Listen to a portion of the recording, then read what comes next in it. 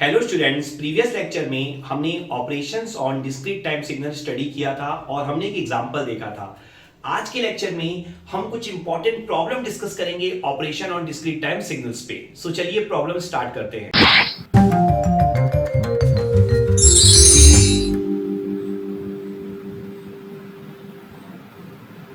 सो यहां पर जो फर्स्ट प्रॉब्लम है उसमें आपको बोला गया है कि xn एक सिग्नल है और xn इज इक्वल टू 0 है for n greater than 7 and n less than -10। Otherwise xn जो है आपका वो है 10। ठीक है, तो n की अदर वैल्यूज के लिए आपको xn की वैल्यू यहां पर मेंशन है 10 और n ग्रेटर देन 7 और n लेस देन -10 पर xn क्या है आपका 0 है। ये आपको यहां पर मेंशन है। क्लियर है? तो आपको बोला है determine the range of n for which x of 8 minus n is 0। ठीक है, तो आपको निकालना है range of n for which x of 8 minus n is 0। xn जो है वो 0 है for n greater than 7 and n less than -10 और अदरवाइज xn की वैल्यू 10 है। तो आपको वो रेंज निकालनी है जिसमें x ऑफ 8 माइनस n क्या हो 0। जैसे यहां पर रेंज गिवन है वैसे ही रेंज आपको निकालनी है। ठीक है, तो बेसिकली आपको x of 8 minus n draw करना होगा। तो वो उसी तरीके से आप ड्रॉ करोगे जो आपने प्रीवियस लेक्चर में कंसेप्ट पढ़ा हुआ है, that is operation on discrete time signal. तो यहां पर अगर आप सॉल्यूशन में जाओ तो आप ध्यान से देखो, सबसे पहले हमें ना xn को अंडरस्टैंड करना पड़ेगा। आप देखो xn इक्वल टू 0 लिखा है for n greater than 7 and n less than -10। इसका मतलब जब भी n की वैल्यू -10 से छोटी हो या n की वैल्यू 7 से बड़ी हो, ठीक है, तो आपका xn क्या है 0 है। तो इसका मतलब क्या है उसके बीच में, अदरवाइज xn क्या होगा 10 होगा। क्लियर? सो यहां पर अगर आप xn ड्रॉ करने के लिए जाओ तो xn क्या हो जाएगा आपका, देखो n ग्रेटर देन 7 पर 0 है, मतलब अप टू 7 तक तो वो कितना होगा 10 होगा, आप देख लो। और n लेस देन -10 पर 0 है, इसका मतलब क्या है कि -10 तक तो वो 10 ही होगा ना, मतलब -10 -9 अप टू 6 7। तो -10 से लेके 7 तक वो पूरा का पूरा 10 है, 10 10 10 हर एक पॉइंट पर। ठीक है, और जैसे ही 7 से ऊपर जाओगे या -10 से नीचे जाओगे, आंसर क्या मिलेगा 0। ये स्टेटमेंट क्लियर है जो पहली लाइन है। अब इसके बाद आप देखो xn इक्वल टू 10 अदरवाइज के बाद अब आप देखो यहां पे क्या लिखा है, determine the range of n for which x of 8 minus n।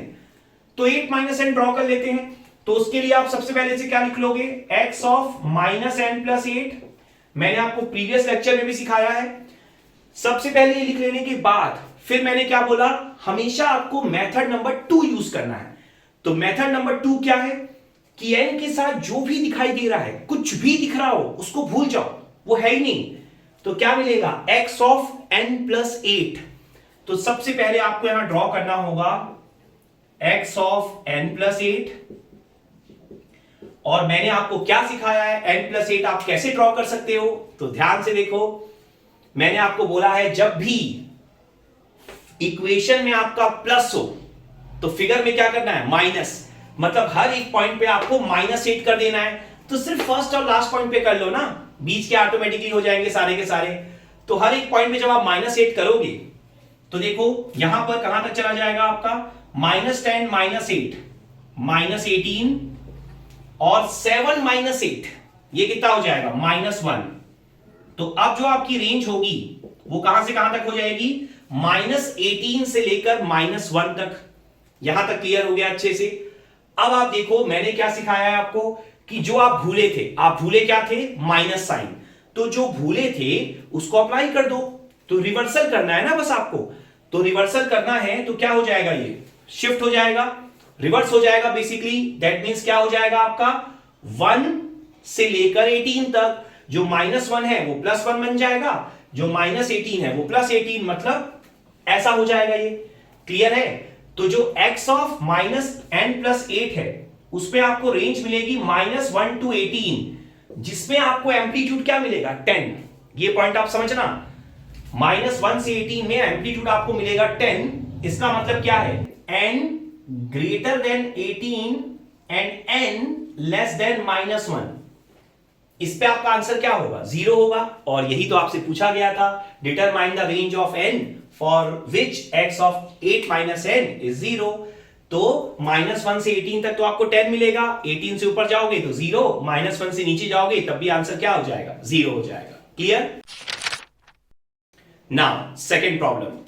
तो सेकेंड प्रॉब्लम में आपको मेंशन है xn is equal to 1 for n equal to 1, xn equal to -1 for n equal to -1, और आपको बोला है कि yn एक सिग्नल डिफाइंड है xn plus x of -n। तो आपको यहां पे ड्रॉ करने बोला है, ड्रॉ yn। ठीक है, तो अब हमें इस क्वेश्चन का भी सॉल्यूशन देखना है। तो देखिए, आपको यहां पर xn की वैल्यू गिवन है, और यहां पर एक और पॉइंट चाहे तो आप नोट कर सकते हैं, वो ये है कि xn जो है वो आप लिख लीजिए 0 अदरवाइज। ठीक है, तो xn आपका 0 है अदरवाइज, तो 1 पे 1 है, -1 पे -1 है, और अदरवाइज आपका 0 है। तो यहां पर अब अगर आप इसे ड्रॉ करने के लिए जाएंगे तो सबसे पहले आप xn को ड्रॉ कर लीजिए। तो xn को जैसे ही आप ड्रॉ करेंगे तो देखिए क्या आएगा, xn versus n equal to 1 पे क्या है, 1 है, तो 1 पे आप 1 ड्रॉ कर लीजिए। n इक्वल टू -1 मतलब -1 पे कितना है, -1 ड्रॉ कर लीजिए।